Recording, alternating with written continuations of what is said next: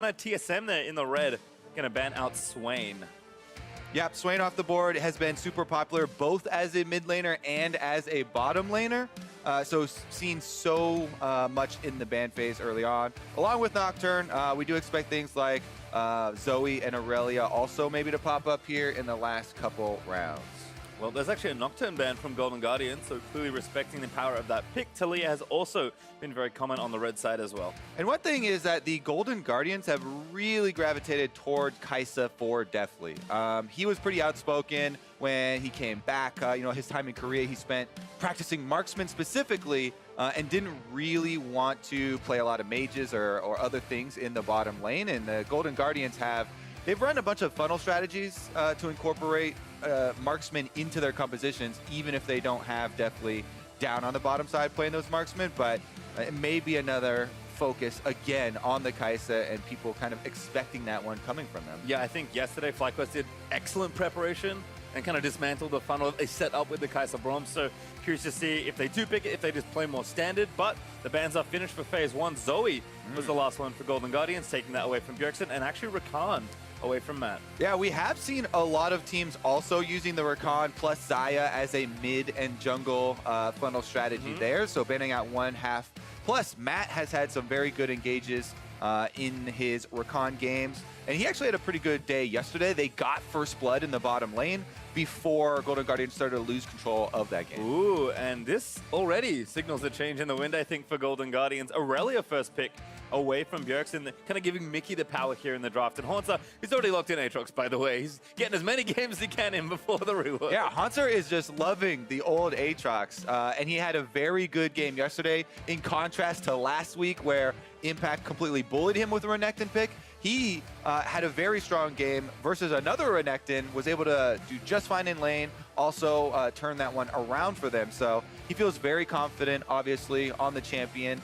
And it is once again going to be paired with Griggs Sejuani, who is the one who stole the Baron and was actually able to keep TSM in that one. Sejuani certainly, I think a lot of the junglers here in NA happy to have that champion back in the meta, but as that happens, this will start happening. Trundle being picked back up, who really was not bad. I guess just moved into more of a support position, meant that you didn't see as many traditional jungle picks. Trundle is extremely strong still, and especially, we mention this every time we see Sejuani, her especially taking Aftershock, plus all of the armor that Sejuani does get from her passive, works really poorly against Trundle, as Trundle's ultimate will steal all the stats, and then after her passive falls off, after Aftershock falls off, she can go negative. The negative shred that she gets from the Trundle ultimate will still work on her base stats, and that makes her a very squishy piggy. Certainly does, as you mentioned the matchup already. There's actually Renekton for Lolo, so he's counterpicked into Haunter's Aatrox, and Bjergsen has shown this off already. Darius as a counterpick into Aurelia. Yeah, going to be chasing him around, and we'll see if they actually get that matchup. As you said, Mickey could take the Aurelia, Lorlo could take it. These guys technically could swap the champions, but we would expect, Mickey to be the one piloting the Aurelia, and we might expect him to be in the mid lane, but also could be shifting deftly around. And let's see if the Golden Guardians, their bottom lane or the duo lane is still yet to be locked in, so they might actually diverge. He does have that one brand game, at least as far as the mages do go. Yeah, actually, based on these 6 picks, it looks like 2 solo laners and 2 junglers on either side. So you're going to start seeing some potential bot laners banned out. Vladimir fits that bill for TSM, and Varus saw it yesterday from Sven. Going to take that one off the board as well. It's funny because, Sven has 2 games of Varus, but that was also because Kai'Sa, Ezreal were also banned out in that game, as well as Lucian. So those options are still available if we're talking about the bottom lane still. And Lucian is an extremely powerful, laner down there for the bottom side, especially with, things like Braum still left up and having that open possibility of, even going for the stuns and getting early kills against any sort of lane. There is the Ezreal ban. Heimening out another bot lane ban there for TSM, but this to me feels like pick a strong support and then counter pick your AD is I think the strategy for TSM, or take the best one if you think it's Kai'Sa. Yep, stealing that one away. As we said, definitely has played a lot of the Kai'Sa for Golden Guardians, and it looks like Sven will have his hands on it once again. I'm venturing to think there's also still funnel on the table for TSM. with Sejuani. Have seen that a couple of times, but if I recall correctly, TSM are one of 2 teams that are yet to switch things up from your standard roles. So we'll have to see if they do make some changes with their last pick, but you mentioned it already with 2 ADs picked for the solo lanes, or at least that's what it looks like. Something like Brand becomes a lot more attractive there in the bot lane, and that is the lock-in for Deathly. Yep, as you said, especially when you're facing these pure tanks like Sejuani, don't want to let her just stack a bunch of armor, so diversify the damage profile on your team composition. Looks like he will be in charge of the Brand once again. And the percentage shred going to go a long way there with the passive. Sven, by the way, you know that his first game that we saw this splits on the Kai'Sa was their win versus CLG on day 1, and he looked very good on it, 5, 1, and 9. So TSM very happy to grab him that power pick once again. Yeah, they are well practiced on a lot of the standard picks. Remember, before all this craziness, Kai'Sa was just a regular old bot lane champion, and Sven had a lot of games on her there. Shen, support last pick there for Golden Guardians, at least that's my assumption. And now a support to come for TSM. It's Alistar locked in for Mithy. And whenever you do see Kai'Sa, you're looking for other champions to set her up with hard crowd control to apply plasma for her to easily maneuver around fights. And TSM have that in spades. All of these champions, you know, have their own forms of crowd control. And it will be a bit of a brawl, considering Golden Guardians are mostly melee champions. They're mostly dive composition here, with Brand just trying to spread around a lot of AoE magic. And it's going to be definitely a bit messy as far as the way these team fights are going to go, because Golden Guardians are just going to target whoever's closest, put the Trundle Shred on them with the ultimate, try and burn through the fight front to back, and it's all going to be about Sven. Can he keep his positioning safe during the burning? Certainly something he is well known for, but can be tough with this many people trying to take out your champion. We'll have to see, but it seems like teams are kind of falling back to some pretty standard patterns. Of course, that could all change when the champions get onto Summoner Zuffa. Coaches will shake hands, and kind of a calm one to start things off, at least for now. But as you said, Kobe, I think a lot of fighting is on the horizon. All right, and once again, we're going to get the Renekton into Aatrox matchup.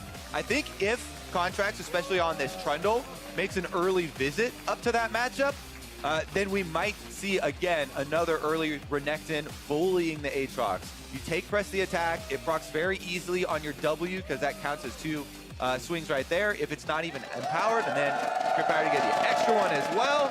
So you can easily get a lot of bursty trades out on you early. And the goal in that matchup is trying to get Aatrox off of the minions so that he doesn't get to sustain with his W passive auto and be able to, you know, control those minions. It's all about that early kind of threshold that you have to push over. And just a little bit of jungler attention can definitely go a long way. Well, we're going to see, again, some more standard junglers here. So Contracting Greg will see where they do want to put that attention. As for the first time in a little while, both junglers have smite this game. Very interesting. I feel so much at home. They're going to be fighting over scuttle crabs. Ooh. We've come to know and love. We've come to know. Yeah, that's one of them.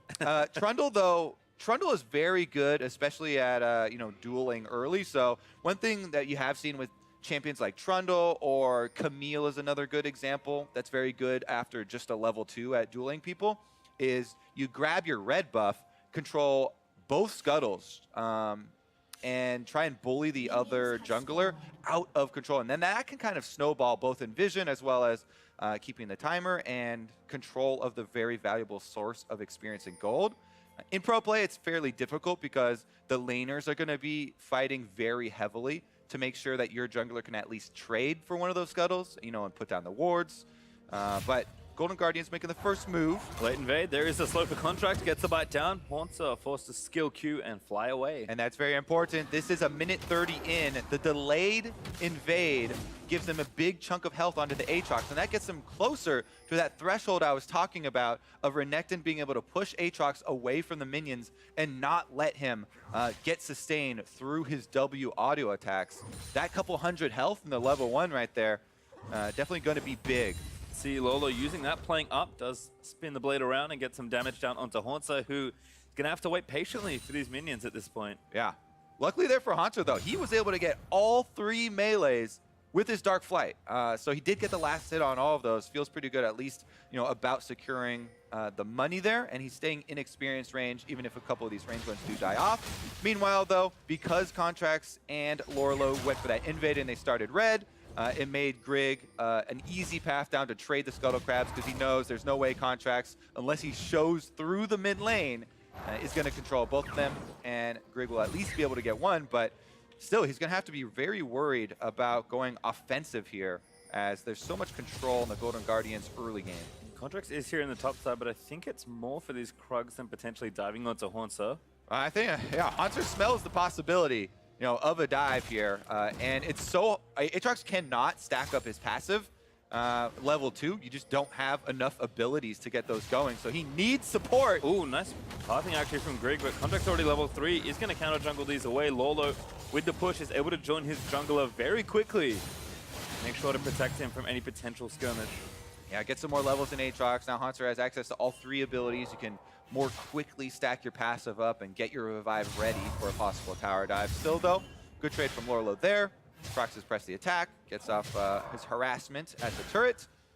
And we're seeing some of the ramifications of the invade as well. Now Grig is going into dangerous territory here across to the red side because he doesn't have any camps left on his side to go for. Luckily for him though, none of the laners are collapsing on him. They don't have vision. And Contracts is again focusing top. Yep, Contracts, instead of just doing the rest of the camps, is actually going to try and continue to bully this lane. Lots of attention for Haunter. There's going to land the pillar. Oh no, he got stunned by Lolo. So well played by the Golden Guardians. There's the flash auto, and Lolo gets the kill. That looked hilarious. That pillar of death just stuck Haunter right on the end of it, and he was unable to get off.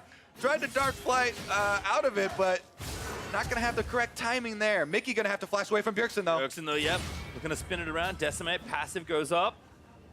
But no dunk just yet, so Mickey should be safe for now. Mithy, though, this is a classic Alistar spot. It's going to be a regular flash. Mithy does have Ignite, but Mickey is on the far side. Good positioning here. I think that was a good call on the roam, probably, from the Golden Guardians bottom lane.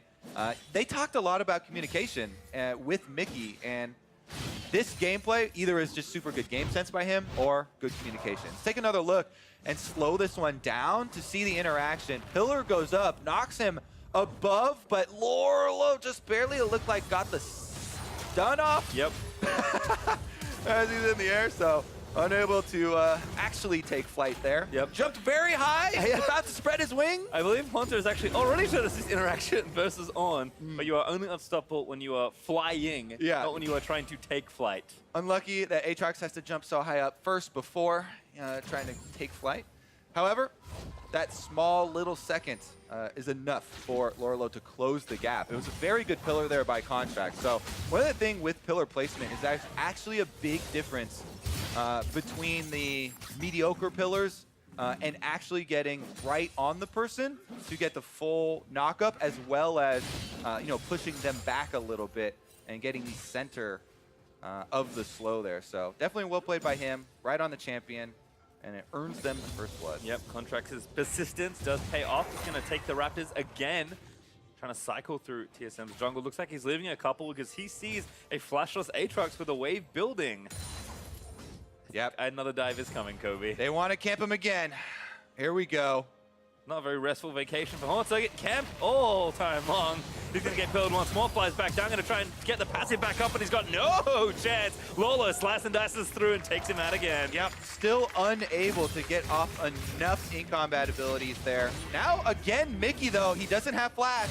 There we go. Solo kill from Bjergsen. Contract so fighting. Grig gets stunned up. Great 1v1 there from the Sejuani. Huge, actually. If we were not distracted by the mid lane kill from Bjergsen, we might have to track the pathing after the kill on top side, because Golden Guardians got a little bit lax there after they were able to camp Haunter and take him down. Grig getting that money back for TSM is pretty big for them.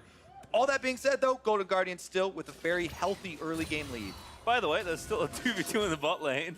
Looks like it's pretty even on CS so far, but definitely I think as expected in the early stages of the matchup of playing pretty aggressive and getting that lane pushing. But let's watch this again instead. Okay, so this is the dive, and then we'll probably track Contracts a little bit afterwards here, but it's an early pillar this time to just get the slowdown, and then they know that they have the advantage of being able to use their flashes to deal with the turret aggro. Afterwards, Contracts, he actually does see Grig, and he just a little bit greedy, wants to steal away the Krugs, goes for a one-on-one fight, but Grig has the red smite, and red smite auto wins you that duel, able to use it, and that's going to be a mistake that Contract Switchy has back. He remembers yesterday as well in the same area of the map. Something about it.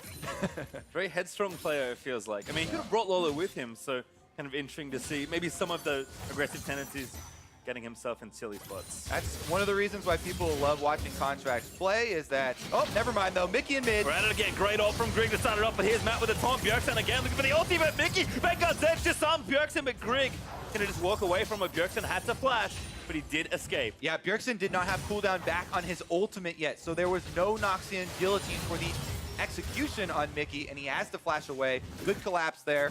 But meanwhile, as you're talking about down bottom lane, they also had a roam from Matt, and he's making his way back now. Mithy, they're gonna knock up, but definitely gonna turn it back around, forcing the flash out of Alistar. No level 6 there for Mithy, so pretty unsafe. You have to really respect the level 6 power spike in these mage bottom lanes. Bran having access to the ultimate can put out so much damage just with the base damages here. That's been one of the big parts about why we see so many of them in the bottom lane. Oh, Mickey barely caught him with that stun. His Contracts again. Mickey gonna try and dive back in, but Bjergsen does so much damage. Ulted by Contracts, but Mickey was not having the rest of that fight. Grig, though, once again, counter ganking here in mid lane. Yeah, very good defensive use of the apprehend there from Bjergsen. Able to pull him in and get that slow down so that he can then walk away and not allow Contracts to actually close the distance in time, saving his life and getting him out of there. Lolo, though, you can see just taking every aggressive trade opportunity he can. Grig, though, back into the top side. No ult back up for him just yet, but Lolo is very far forward here. Yeah, he has his ultimate ready as well, but it would definitely be difficult because of the amount of crowd control that can come out with a set 28 drop. Too far forward, no, Stand United gonna make it a 2v2. Dominance proc Haunter, that's at the pack, but here's Matt the tower. He's able to take that last hit, and Haunter still alive with the Bloodwell. Yep, doesn't even have to use the passive there. He's still gonna have the cooldown, and even through the Shen ultimate, because it was under tower, the last shot does kill off Lorlo, and this is gonna change the pace of the game. That was 30-something CS there. This Renekton and Aatrox match was going because of the camp, but that is going to put a big stop to the momentum here. Once again, Griggs very patient. They wait for Lorlo to get all the way into tower range, and then because he pops his ultimate under there, he also grabs the tower aggro and takes a bunch of tower shots under the turret. So really well played there. Nice trap set from TSM. And they've decided, you know what, we finally got a win on the top side of the map. Moves Ven up here, I'm out of here. As Kai'Sa going to clear out some minions here. Haunter is back though. Yeah, they want to try and push down on the turret so they can get a first turret bonus here. They have the early timing on this swap, so they've got a lot of extra time here on the turret. And they want to give as much of the solo gold as they could to Sven so he can get his Rage Blade as quickly as possible. Matt is going to be here though, and definitely is making the rotation up. Cost him about, 33 or so % of the turret health. Yeah, before the replay, I did see definitely TP to bot side, so kind of a smart swap there for TSM. Looks like Haunter though is going to make his way over to the bot side. Lolo already dealing damage to that turret though, so he'll lose a little bit. Lolo should still feel pretty strong in the matchup, especially now that he's finished his Black Cleaver already. And again, a lot of the swap is both because of the level 6 power of Brand, but also because of the Shen Stand United that we just saw from Matt. Now that you have your support Shen access to that ability, it puts a lot more threat, on the super strong dueling power of Renekton and Trundle, and they wanted to try and limit that. Grig, though, still sticking to Haunter's side of the map as he takes out the Gromp here. Lolo, I think, will perhaps play a bit more carefully, at least with that Contracts, who is also invading, or at least getting vision there, trying to spot out Grig, and again, force a 2v2. Yep, they don't have the cooldown backup for Stand United, plus, as you said, very incomplete vision.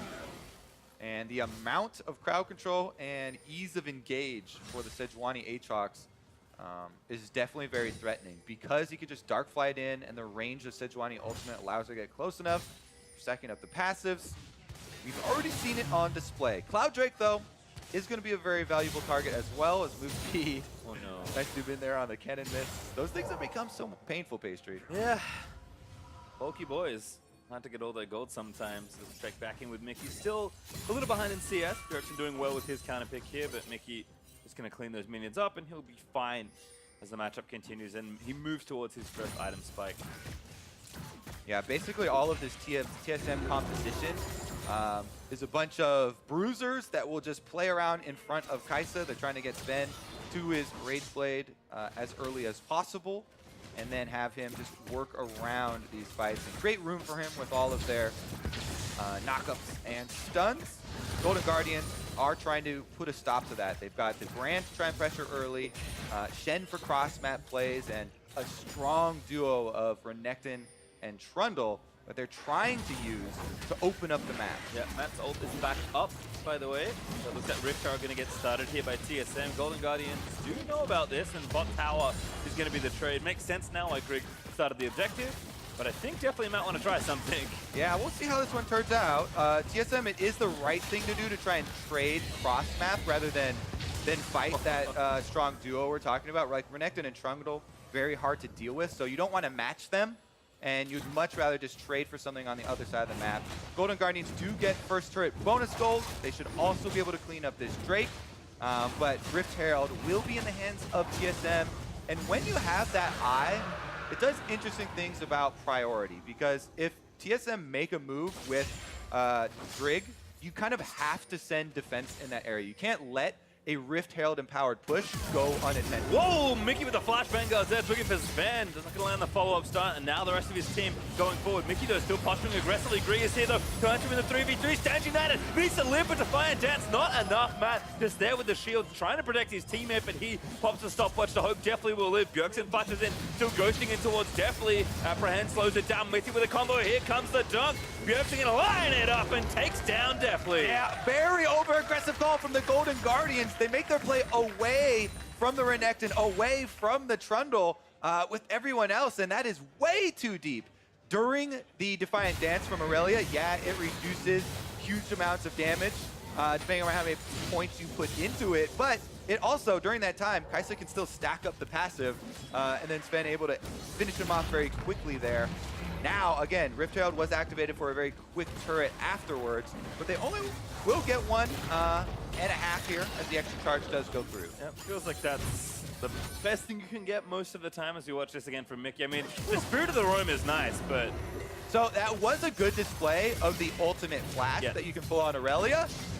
So, you know, good display of mechanics, but very, very risky decision-making as far as going really deep into TSM territory. TSM happily punished them for it afterwards. Yep. Bjergsen again goes up to Definitely. Simple stuff to follow up from there. And it does feel like Golden Guardians, they had a 2,000 gold lead. Yep, TSM got the Rift Tower, but they traded for the first turret, for the Cloud Drake. Top tower was low, and their lane was pushing. I feel like maybe just play a bit slower. Definitely agree on that one, Pastry. It looks like they kind of lost track there of the mini-map as well as the objectives. You generally are going to want to make your play on the opposite side of the map of you know, Shen, so you can kind of turn those numbers, but they should still be able to collect this turret. They should still be able to have a gold lead after. Problem is that you don't want to give that much money over to TSM, and especially kills to the Kai'Sa. Keep mentioning Rage Blade, Rage Blade, Rage Blade for Kai'Sa. Well, he's got it now. He's got some more attack speed on top of it, and he's getting very close to his E-Evolve. 85% attack speed right now, so he just needs one more item, and he'll be able to use the invisibility to keep safe during these big brawls that we keep setting up for the 5-on-5 stage of the game. Bjergsen also with those 2 kills got himself a Trinity Force. Mickey though did finally answer and get his item as well. So it's pretty even as the gold lead is reflecting that. GG's up just under 1,000 gold. Monster though still kind of in trouble 1v1. We talk about, you know, first item timing being important for a lot of these champions. It's very similar to Aatrox, but unfortunately for him, he does not have a completed item just yet. And Lolo does have a BF sword, so Retriever Renekton's been pretty popular. I imagine that's what he's going for second. Unless he wants to go Guardian. No, very well could be. Hope he goes Essence. So, yeah, so Essence Reaver, and we should explain the reason why Essence Reaver has become so popular on Renekton. It's amazing in duels. It's not going to be that great for team fights because he will be fairly squishy as it's all offensive stats, but once you pop your ultimate, because of the reason we talked about the W being so good with press the attack as well, and it counting as multiple strikes, on Renekton, when you are able to use the W stun, not only is it a super long stun and a lot of damage for your single target, but the auto attacks are also going to help reduce the cooldown, so you can almost stun lock people with Renekton and Essence Reaver. Bjergsen, though, they finally caught up. Bjergsen, he is looking to fall here. Contracts needs to chase a little bit further. Mickey probably hungry for the kill. Trying to ghost away and stack up the passive. Needs a bit more healing, decimating around. Wasting time if nothing else, but Mickey lands a stun and does grab the kill. Yeah, he's able to delay, but because Golden Guardians had all lanes pushed, TSM really can't get anything during that delay. And it is just the one kill here going over to the Golden Guardians. We'll see if they can pressure mid afterwards, as right now they are converging on Sven and Mithy. Good time to try something. Matt around the Raptor pit. Contracts though does spot a ward. Both of them now sweeping out through this side of TSM's jungle. Wave pushing up. This is certainly an opportunity for Golden Guardians, and I think Sven and Mithy know, yeah, it's time to back away. Last outer turret is definitely the target here. Everyone converging. Grig is making his way down, though. The Golden Guardians have to be a little bit careful. Oh, Matt, he took tower aggro, I think. No, he didn't actually. Maybe going to try and get out of there, but the plasma stacks up. Mithy able to get the kill. Something went wrong there. He took Sven aggro. You have to respect this Kai'Sa damage. That's why we keep mentioning it here. He just walks right up into the turret next to Alistar, and Mithy has an easy time of holding him in place long enough for Sven to get off a couple rounds. When you have the Rage Blade, your passive stacks up so quickly, and this Kai'Sa got a little bit more money. Thankfully, it wasn't the last hit, actually, and that was just an assist that went over to Sven, but definitely not going to be a desirable situation there, as Golden Guardians had pressure and give over some more money. Yep. A little tough to siege, perhaps, but still another overplay for Golden Guardians. Maybe taking Mark's advice a little too far to heart, fighting all the time. Mithy also setting up onto Bjergsen, but Bjergsen again spinning around. Good defiant dance with Bjergsen. Passive already ready. Mickey knows he has to back away, and this turret low enough that I think Mickey knows he needs to get out of there, so TSM will even up the turret score once more and keep the game very close. Yeah, once you get the 5-stack bleed on you from Darius, the extra attack damage coming in from your Noxian Might is very, very dangerous. And you're going to have to give him a lot of room. Try and prey on the weakness of kiting him. That's why he just walks away. Now an Infernal Drake is going to spice this up a bit, pastry time, because TSM are actually scaling up pretty quickly here with all the extra kills going over to Kai'Sa. Currently, though, they're not grouping up for it, and Golden Guardians will be happy to grab another dragon for themselves. This one, much more important here in scaling them up a little bit for later in the game. Certainly a good one to get. So Golden Guardians will keep their Drake lead at 2-2-0. Lolo, again, still pressuring. Does actually have SM3 now finished, but Haunter is collecting farm. And if Golden Guardians can't do anything with Lolo's side lane pressure, not going to mean as much, given that Renekton will fall off a little in effectiveness as Haunter finally gets to his item spikes. Yeah, definitely going to be less effective for team fights, because Aatrox, one of the good things about the current state of him, is that he's able to just kind of jump into the fights, stack up his blood well, and kind of rely on that for some team fight survivability. But Renekton, especially going to Essence Reaver, is a very squishy target, actually, and you can get burned down in those 5-on-5 situations. So Golden Guardians, again, they want to split the map, keep Renekton in the side lane, pressuring that 1v1, threatening his stun lock, and the Shen stand united as well, and kind of use that to gain more pressure on TSM and keep them corralled in their own territory a bit. I feel like the obvious point for Golden Guardians is the fact that the mid turret's still up is got to be a little frustrating here. Would make it a lot easier to push out all these waves and use kind of the longer area you have. Instead, they're going to have to re-siege. Mickey is doing a decent job split pushing, but I think he knows in this counter pick matchup it's going to be tough to 1v1 Bjergsen, especially if Grig steps in and makes it an unfair fight. So TSM kind of using what pressure they have with the Darius. Golden Guardian trying to crack through this outer. There's not that much health left on it, but they still need to do those last bits of health. Yep, Sven and Mithy, though, protecting the mid turret very well for TSM. And top side, it looks like there is going to be a bit of a collapse as Bjergsen and Grig are chased out of the jungle. They were able to get the Gromp for themselves, but Golden Guardians, again, trying to hold this 4-man side while Lorlo does work on top. We talked about Kai'Sa, early game not being so great, especially in a standard regular lane, but when she gets her item, she scales so well, and thanks to the extra kills and Sven's generally good laning prowess, he's already at 2 items, probably a little earlier than they expected, as Lolo is getting collapsed on here by Mithy. Cloud Drake though, kicking in, finally going to go off, and now Sven can just jump in pretty much whenever he wants. There he goes, Killer Instinct pop, Lola with a flash. Sven says, that's not enough, my friend. Dominus pop, stun is there. Lola actually going to try and turn it back around, but Sven on a killing spree. Yeah, and you can see the possibilities there. He was about to be able to get off just another auto to reduce the cooldown on his W and try and burst him down. And that is the danger of getting super close to Renekton when he has ult available to pop his Essence Reaver. But they kill him off. He's only able to get off 2. Again, your unempowered W will count as 2 auto attacks, and your empowered one will count as 3. So that's why it reduces the cooldown so quickly on the stun if you're able to get those both off. And that's how important it is to burst down that switchier Essence Reaver Renekton. Another kill, though, goes over to this Kai'Sa, and you mentioned him, getting his items. He's fully operational right now. As soon as you have Nashor's and Rageblade, the invisibility upgrade for Supercharger is available, and TSM should feel pretty comfortable actually taking the big fights here pretty soon. I think you could tell Matt got deja vu approaching the mid-outer turret. He was playing much more respectfully to Mithy's Alistar that time around. Unfortunately for Golden Guardians, they don't get the turret just yet. Instead, it's TSM that actually take the turret lead as they take the bot outer. But again, with everyone converging, with Lolo back out on the map with his teleport ready, I think this will be the push where they're able to take it and still keep themselves up a few hundred gold, but it is very close. In fact, almost dead even as Golden Guardians do take that turret.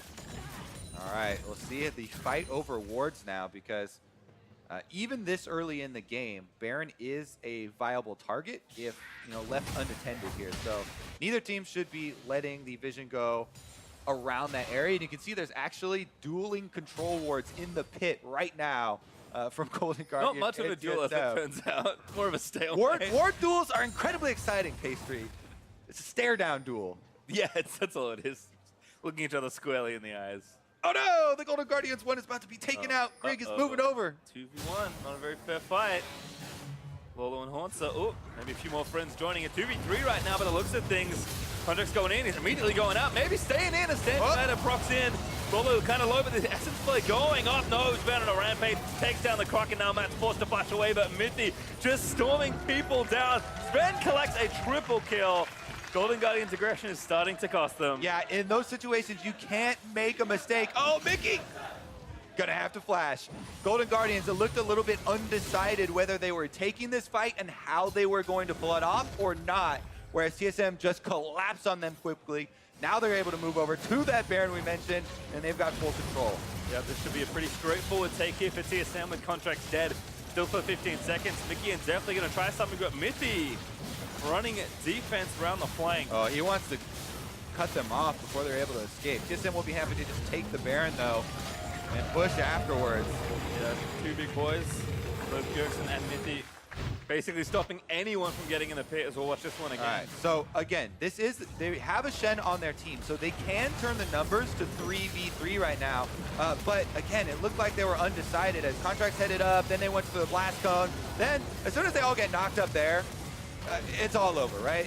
That's the whole point of this comp. They've got the Dark Flight and the Alistar Pulverized. Sven's able to just slip right in with the Kai'Sa. During the knockup, they finish off the kill onto Renekton, and they're able to take him down. So now it's going to be all TSM here from now on, as Baron buff will empower their push.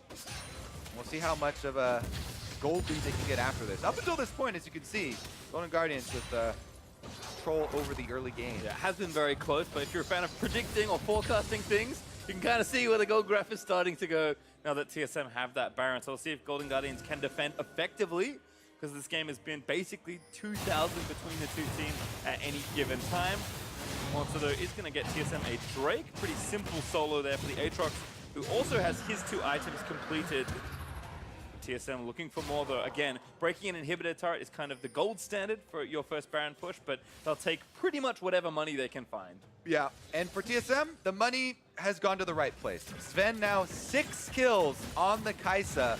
Most gold in the entire game at 12,000.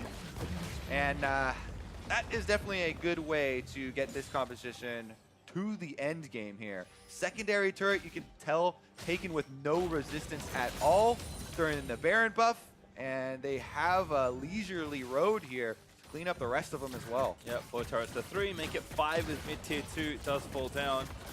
even Sven again collecting all that local gold. Because the extra gold now too, while Kaisa can put out the damage on the 2 items, once you also get the Zhonyas, you then have Supercharger Invisibility to work on. If they still are on you after that, if they jump on you, then you Zhonyas before a stun comes in. Then the Zhonya buys more time. You can auto attack after you get back out. That'll reduce your supercharger time, and you can try and go invisible again. And during that whole time, there are all other 4 members of TSM, running around trying to peel for the Kaisa. So it becomes so difficult for Golden Guardians to actually kill off the huge DPS source. And the 5-on-5 is looking pretty grim. It's only getting worse as well. Need to see large rod number 1. There for Sven. Death cap on the way. He moves towards item number 4. You can see Lolo, who's having such a great time in his 1v1 for basically all of this game with the help that Contracts gave him in the early stages. Now defending a Baroned up Aatrox with 2 items, and that's the least of the problems right now. Yeah, all right, here we go. Cannon empowered by the Baron, doing a lot of work, and now every TSM member as well able to just burst through this one. Inhibitor number 1 is totally gone. Yep. Maybe inhibitor number 2 will follow shortly. It's time to go for a 5 at TSM with Baron wearing off, but it's going to take the 1 inhib and be happy with that. Yeah, I mean, the other thing about Kaisa, she also scales super well with both attack speed, or attack damage. Well, all stats, really. She scales really well with items, Kobe. That's what I've been learning. Yeah, but when you also have Baron, and it's adding both of them there, she gets full value. So TSM happily take most of the rest of the structures that are still standing there for Golden Guardians, and now they're left with a very small opening. They're going to have to rely on, maybe a pocket of Fog of War, some control wards where they wait in a bush or something and burst somebody down. Remember, there are other viable targets than Kaisa. It's just that Kaisa does so much damage that you either have to kill her early or take a fight away from her where she's literally halfway across the map and can't even join with the Killer Instinct and try and burn someone else down with a Trundle ultimate. Yeah, we'll see if TSM kind of give that opening to Golden Guardians, but I'm expecting, unless the game ends before then, that the next big fight point to be that Infernal Drake. You mentioned that Kaisa does scale very well with stats. Many more stats gifted by Infernal Drake will help her out, of course. So we'll have to see. Sven will probably have Rhydons by the time we get there as well. So you can kind of see what's stacking up against Golden Guardians. TSM, again, for a game that was 2,000 gold-ish between the 2 teams, TSM up 6K already and keep continuing to push here as Bjergsen is in top lane. Yeah, happens a lot when you kind of lose pressure with those types of compositions. And now it's up to TSM to finish it out. 30 minutes in, and they are knocking at the door for inhibitor turret number 2. No Baron-empowered minions, so it's going to be a lot slower, but they do have the extra timing window here on bottom. Well, Haunter, though, maybe the first one a little too far forward, does have the Bloodwell.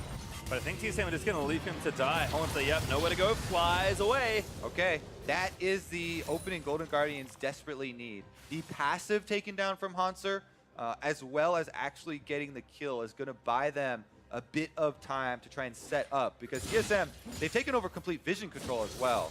So their first step here for Golden Guardians after that kill is going to try and open up some area of the map where they can actually create a counterplay. Watch it again. The spirit of the play was good, but I think Haunter just went a little early. I mean, this is very reminiscent of the Matt stepping up to the turrets earlier in mid lane. Haunter just goes too far close. Oh, actually, Lorlo is going to take the Shen ult. Doesn't have ulti, so didn't pop it, I don't think. And I believe just got a little too close maybe to Sven there. Maybe the victim of a knock-up or something. Hit Sejuani. There you go. That was the problem. Straight to the face. And Sven, you can see, just farming with impunity. Level 16. Death cap money is almost there. About 400 away. Yeah. Be there before long with Infernal Drake up in a minute and Baron back in 50 seconds. TSM coming back pretty strong this week. This will be their second win and going 2-0 yet again. This is, as the NOSDES kind of talked about, one of the teams where they were uncomfortable predicting the next few steps because we have seen so much parity in the league. We've seen so much, difference in performance from even the same teams from game to game that, consistency is a super highly valued thing. That has been quite rare. And I think for TSM, it is good news that they are seemingly more consistent. One of the reasons that even when they won, that it kind of looked shaky is that in the early game, they were making mistakes, falling behind, and kind of forcing themselves to play slower. Their more recent games have looked a lot less mistake heavy in the early game. Well, if you look back to yesterday's game versus Cloud9, they were about to lose the game, and they only were able to get back into it because Grig stole the Baron.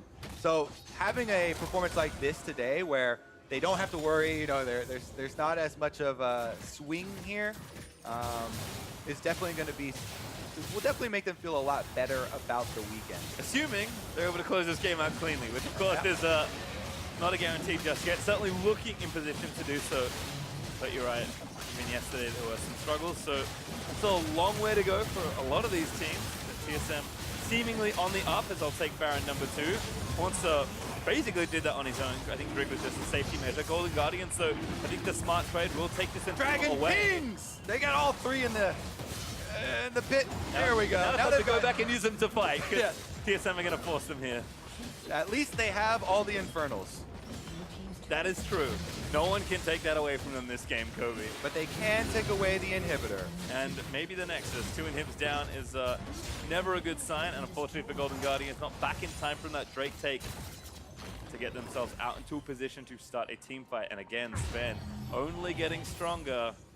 Rabadon's done. I think QSS might be on the way next, and it just feels at that point he's going to be pretty much unstoppable. Yeah, we'll see. Aurelia can definitely put out a high amount of burst damage. If they land a stun, then you don't get to use, you know, your Zhonya's obviously, or you know, any of your defensive abilities. And there's no cleanse on him. There is no Mikhail's either built in this game. So maybe if they are able to land a stun, and for some reason Lorlo was also able to get on top of him with Essence Reaver procced, and they get a huge amount of burst damage. You know, you gotta shoot for the moon. I mean, if they kill looking for this place. I agree. If you kill the Kaiser at this point, TSM's team fighting power drops significantly. And like you said, no cleanse and did not go QSS. Here's a revolver. Yeah. Sitting in the last item. So I assume Gunblade. Yep, definitely gonna have plenty of damage here. And it's not like you can ignore the DPS sources of Darius and Aatrox. Both of those guys are definitely going to be very threatening as well. But got to choose your battles here. And Golden Guardians setting up. Matt in the brush, looking for a flank to try and get a taunt flash maybe. I feel like we saw a lot of good work from Contracts and Lola early on, and maybe the best way is to surprise him with a flash stunt from Renekton. It's certainly not easy. Golden Guardians don't have a super good way to engage these fights, especially to pin down someone like a Kai'Sa, but Golden Guardians have to start somewhere, and with 2 inhibs down, and the third one being threatened by Haunter as he pushes the Baron waves in. A minute 20 still for Golden Guardians to defend this push. I don't know if they can do this without picking a fight, because I think if they don't, they won't. This inhibitor will not live through that. Yeah, time is definitely not their friend right now, as the minions being empowered by Baron slowly destroy the base. Got to make that desperate play. Yep, Lola wants to haunt, so he's trying something, but the rest of TSM already collapsing. Turret is low, they'll just take it down. Spang with 1 shot, able to get it there. And again, Nexus starts still under siege by all these Baron empowered minions. Golden Guardians losing the battle to the minions at this point. All 3 inhibs down, they gotta go. And there's a stun from Grig. TSM's gonna try and put the cap on this game. Minty, a huge ball there, pulverized. And that's definitely down to Haunter. It is carnage in the Golden Guardians fountain as Haunter and Sven just diving everyone they can see. The Nexus exposed. There's the GA pop. The resurrection is good. And this will be the win for TSM. Demolish Golden Guardians here.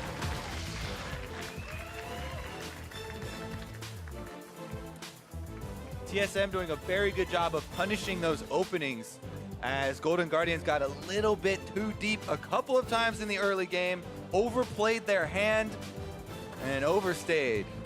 Certainly have to agree. I think a lot of good moments in the early game. Kind of had all the things set out, but whatever it was, discipline did not kick in there in maybe some key moments. TSM punished swiftly. The players will shake hand. A rough weekend for Golden Guardians, but a great weekend for TSM. 2-0. Again, like you said, maybe not the best bomb yesterday, but making it a much better ender to the weekend. Yep, you look back, you see 2 green ones, that's what counts. Exactly. No one's checking the game, just watching the scores. And the fans will be happy as TSM continue to improve here. Week 3 in the NA/LCS. Mickey there on the team has had kind of up and down plays. Going to be rough for Golden Guardians this week, as this is going to be their first 0-2 week, actually. They started, you know, the first 2 splitting 1-1, so it's looking like